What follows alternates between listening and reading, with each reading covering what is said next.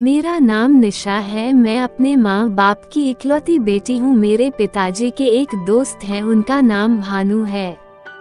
उनका आना जाना हमारे घर पर लगा रहता है। मेरे पिता शहर में नौकरी करते हैं। वह सुबह को घर से निकल जाते हैं और शाम को घर आते हैं। भानु मेरे पिताजी के घर पर नहीं होने पर भी घर पर आ जाते हैं। मेरी उम्र 18 वर्ष की है। कुछ दिन तो मैं ये सोचती रही कि मेरी माँ ऐसी वैसी नहीं है, लेकिन मेरी माँ तो बहुत ही खराब किस्म की है, क्योंकि एक दिन नहीं मैंने कई बार भानु को अपनी माँ के साथ गेम खेलते हुए देख लिया है, लेकिन मैं डर के साथ कुछ भी कहने की हिम्मत नहीं जुटा पाती थी। पूरे गांव में मेरी माँ के इस व्यवहार के चर्चे थे, लेकिन मेरी माँ को इन सब से कोई भी लेना देना नहीं था। मुझे माँ पर बहुत ही गुस्सा आने लगा था, लेकिन मैं कुछ भी कर नहीं पा रही थी। मेरे गांव में एक रिंकू नाम का लड़का अपने बुआ के पास रहने आया हुआ था।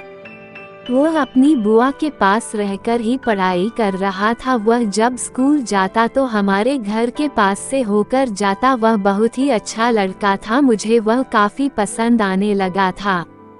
एक दिन वह स्कूल से आ रहा था। कड़ाके की धूप पड़ रही थी। मैं भी उस दिन उसी का इंतजार कर रही थी, क्योंकि उस दिन मेरे माता पिता कहीं घूमने के लिए गए हुए थे। मैं घर पर अकेली थी। मैंने रिंकू को अपने इशारे पर घर के अंदर बुला लिया। रिंकू घर पर आ गया। मैंने उसे बेडरूम में बिठा दिया, फिर उसे पानी पिलाया। वह अब आराम महसूस कर रहा था, क्योंकि गर्मियों का समय था। धूप भी अच्छी वाली पड़ रही थी। फिर मैंने उससे रोमांटिक मूड वाली बातें शुरू कर दी। मैंने थोड़ी ही देर में उसका मूड बना दिया। उसके पास एक सफेद रंग का कबूतर था, जिसको वह प्यार से लालू कहकर पुकारता था। उसका लालू बहुत ही अच्छा खासा था। इसका नाप लेना हर किसी के बस की बात नहीं थी। मुझे वह लालू बेहद पसंद आया। उस दिन मैंने और लालू ने करीब 2 घंटे खेल खेला। इससे मेरा मन हल्का हो गया था, क्योंकि मेरी भी चाह मेरी माँ की हरकतों को देखकर होने लगी थी। शाम को माँ और पिताजी दोनों लोग घर पर आ गए। उस दिन मैं बहुत ही खुश थी।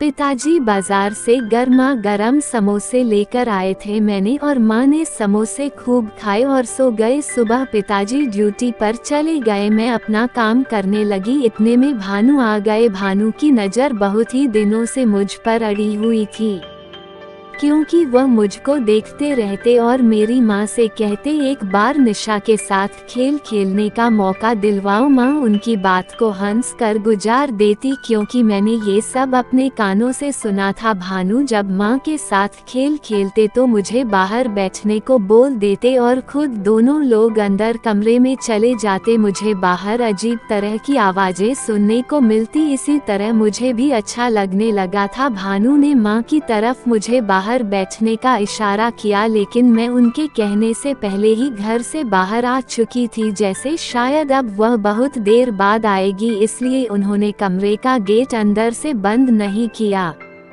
मैं कुछ देर बाद लौटकर घर आ गई। देखा तो भानु और माँ खेल खेलने में मस्त थे। कमरे के पट खुले हुए थे। भानु के पास एक काला तीतर था, जिसको वह प्यार से कालिया कहता था। कालिया को माँ अपने दोनों हाथों से सहला रही थी।